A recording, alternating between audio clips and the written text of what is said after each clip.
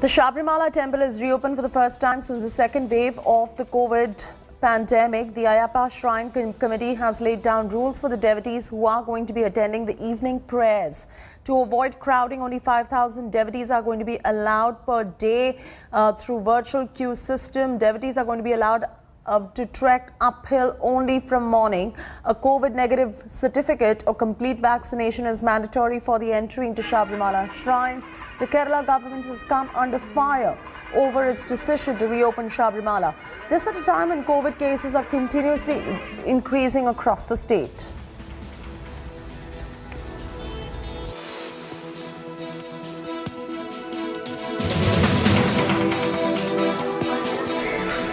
രണ്ട് dose vaccination അല്ലെങ്കിൽ 72 മണിക്കൂറിനുള്ളിൽ എടുത്ത RT-PCR നെഗറ്റീവ് സർട്ടിഫിക്കറ്റ് ഉള്ള ആളുകളെയാണ് ഇത്തവണ ശബരിമലയിൽ മാസപൂജയ്ക്ക് പ്രവേശിക്കാൻ അനുവദിക്കുക. പരമാവധി 5000 ആളുകളെ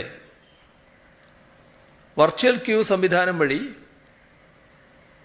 പ്രവേശിപ്പിക്കാനാണ് ഉദ്ദേശിക്കുന്നത്. We are expecting the Sabarimala will open for the people, those who are fasting for 41 days or 15 days. By luck, with the God grace, is open.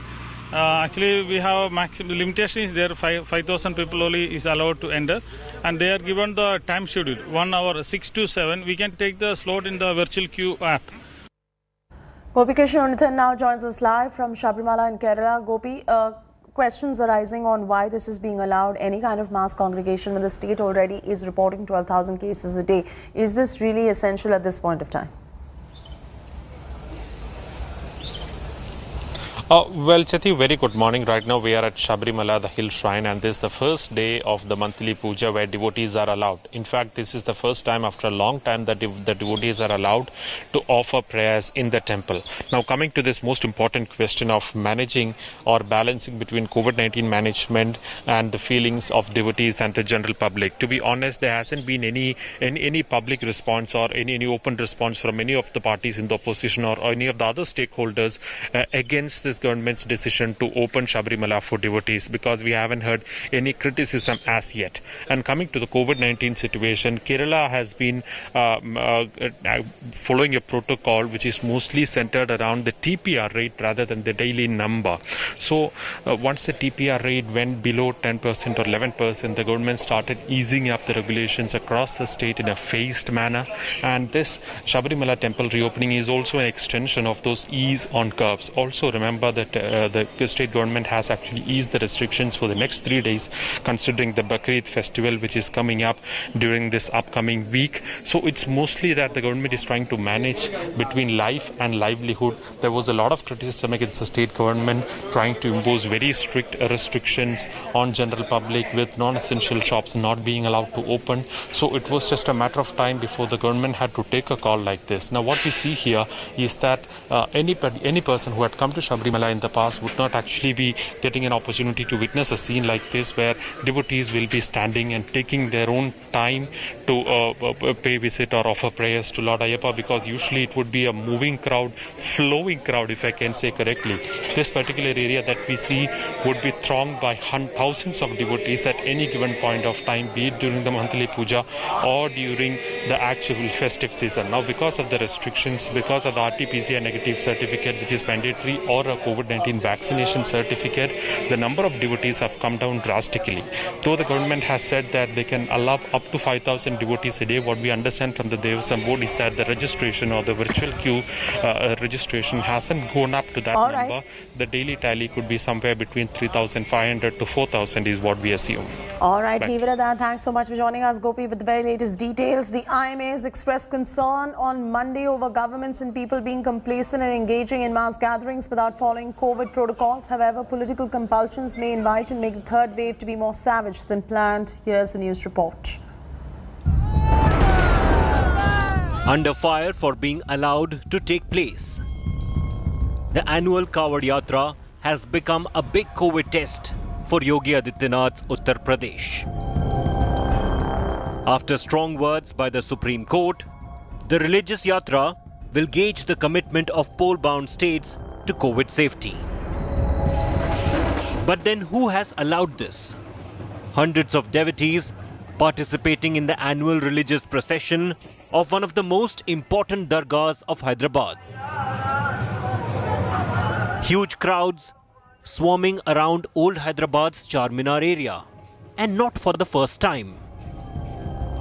And what about the fact that Kerala's Chief Minister has decided to relax lockdown norms to facilitate Eid shoppers next week?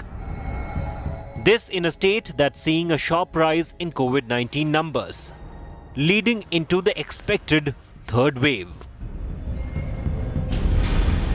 Or Kerala's famous hill shrine of Sabarimala, which opens today to a maximum 5,000 devotees over a 5-day period. The temple's managers have committed to strict COVID checking norms. But at a time when religious congregations of any kind are being prohibited, why is this being allowed? These religion-based crowds fly not only in the face of the spirit of the Supreme Court's concerns pointed at the Kavod Yatra, but also the Indian Medical Association's stern appeal and warning that such crowds could accelerate and worsen the third wave. We are leaving it to the decision of the government to take appropriate decision on that. But it is our duty to caution the government and appeal to the government that at this moment, any mass gathering at any pretext is going to be a disastrous effect for our country. The selective actions are plain to see even across state borders. While Telangana has helplessly watched religious crowds break COVID advisories and norms, across the border in Andhra Pradesh, the Jagan Reddy government has issued precautionary guidelines for the Bakrid, ordering that prayers will not be performed in Eidgahs or at open places, but only in mosques with 50% occupancy and social distancing norms followed. In a vibrant country like India, religious fervour and tradition has been a visible victim of the pandemic. But could political compulsions invite the third wave to be more savage than planned? Bureau Report, India Today.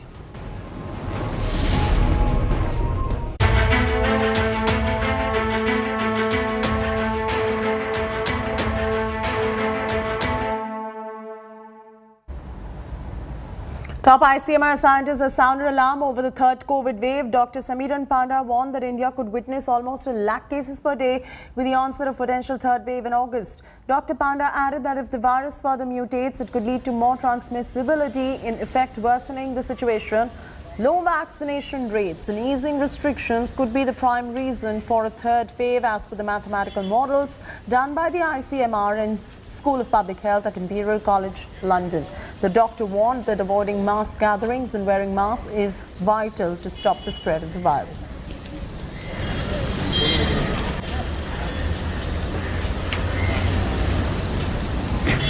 Let's now listen to what ICMR scientist Amarinder Panda said on the possible third wave of the coronavirus.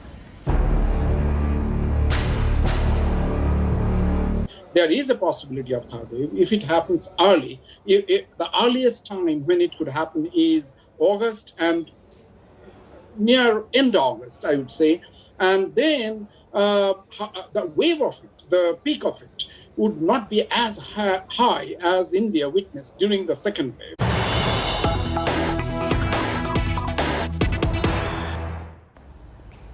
There's breaking news coming in. World Health Organization has said that the second stage of an investigation into the origins of novel coronavirus should include further studies in China and lab audits. The World Health Organization has taken a firm position against China, asking China to cooperate and allow access to investigate the origins of SARS-CoV-2 virus that has led to the COVID-19 pandemic in the world.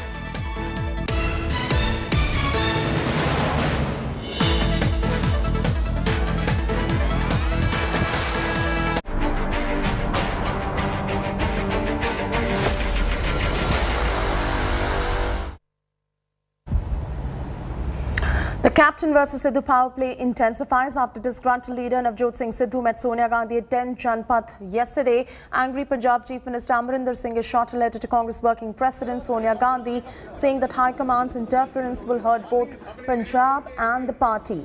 To quell the boiling crisis, Congress Punjab Chief Harish Rawat is going to be meeting captain in Chandigarh today. A reshuffle in organisation and cabinet are going to be the talking points. Meanwhile, posters have come up across Ludhiana thanking the Congress High Command for making Sidhu the Punjab Congress chief. Sidhu supporters were seen distributing sweets outside his Patiala residence.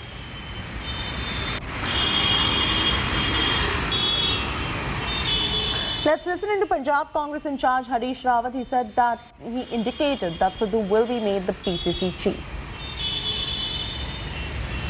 I am told that one possible formula is because captain is the chief minister, he stays on as chief minister and the election is fought under his leadership, and Mr. Sidhu is accommodated in the PCC, possibly as a PCC president.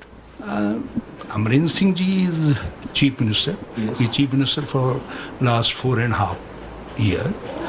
Naturally, we are going to the election him as a chief minister. Under his leadership. Him as a chief minister. But one thing is very clear, both has to work together. And so Sidhu as a PCC chief and Amarinder as chief minister is a workable formula? I cannot, because I have still the clearance from the CP is not with me. But so something on this line. Something on these lines. But it will be something on this line, nearer to this. That one is on with the PCC and one is with the as the chief minister. And both should work together, because Punjab is a very sensitive state. History owes something from both of them.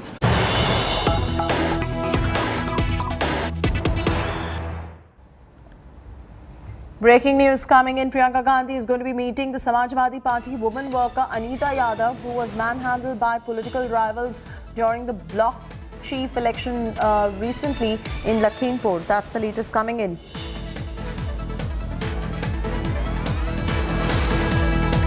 All right, so Priyanka Gandhi Vadra to be meeting the Samajwadi Party woman worker Anita Yadav today. She was manhandled by the political rivals during the bloc chief election recently in Lakhimpur. That is the latest coming in.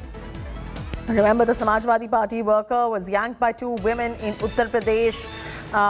We've got news coming in that Priyanka Gandhi Vadra, the Congress General Secretary, is going to be headed to Lakhimpur today. She's going to be meeting the Samajwadi Party worker Anita Yadav. She was manhandled during the bloc chief polls. We'll get you more details in just about a bit and some political reactions that are coming in on this story.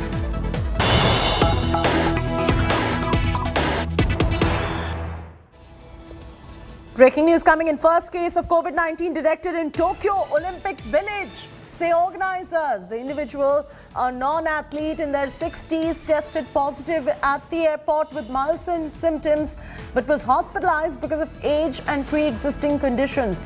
Tokyo at the moment is under a state of emergency for the duration of the event, and organizers have imposed strict testing and limits on the delegates' activities to try to soothe the concern of the Japanese public.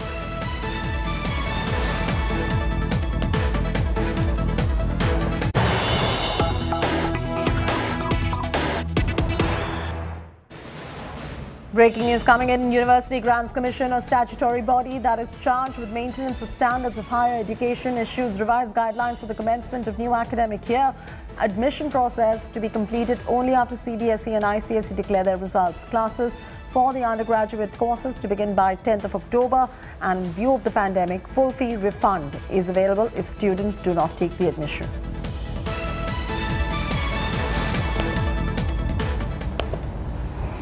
Amazon founder and billionaire Jeff Bezos is set to fly into space along with the crew on 20th of July. The space mission also has an Indian connection. Amongst those who are involved in building the rocket that will launch Bezos to space is Sanjal Gawande, a resident of Kalyan in Maharashtra. Let's take a look at the news report coming in. As the world recovers from one space flight hangover, another one is all set to take off. Days after billionaire Richard Branson made his way into space In a bid to promote space tourism, another billionaire is ready to follow suit. This one is from... Chapter 2 of Space Tourism, courtesy Amazon founder Jeff Bezos. These are fantastic. Just like the Indian connection during the Virgin Galactic space flight, Bezos' blast-off also comes with an Indian connection. Beautiful.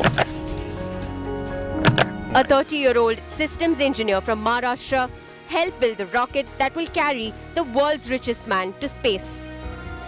Sanjal Gawande, daughter of a municipal corporation employee, is part of the team that built the New Shepard rocket system for Bezos' space venture Blue Origin. This will be Blue Origin's first flight with astronauts on board.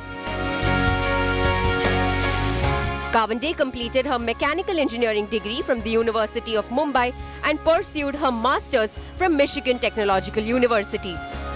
For Sanjal Gawande's parents, it is a dream come true. उधर भी उसका यही था कि हमको कुछ तो भी मांगता है, तो उधर से वो हर टाइम ट्राई करती थी कि एरोस्पेस के अंदर जाने के लिए कौन सा रास्ता है, वो रास्ता हमेशा चूजती रही। वो बोली नहीं मम्मी मुझे मैकेनिकल साइड ही लेने का है, उससे ही मैं मेरा एरोस्पेस का उसका जो सपना था वो उसने कभी भी बोल के नहीं दिखाया हमको, लेकिन वो बोली मेरा जो ये है टारगेट है वो मैं ये साइड से ही आगे जा सकती हूँ। Jeff Bezos will blast off to space on July 20th. Bezos' rocket company also announced its first paid customer, an 18-year-old boy who will be the youngest person ever to go to space. Bureau Report, India Today.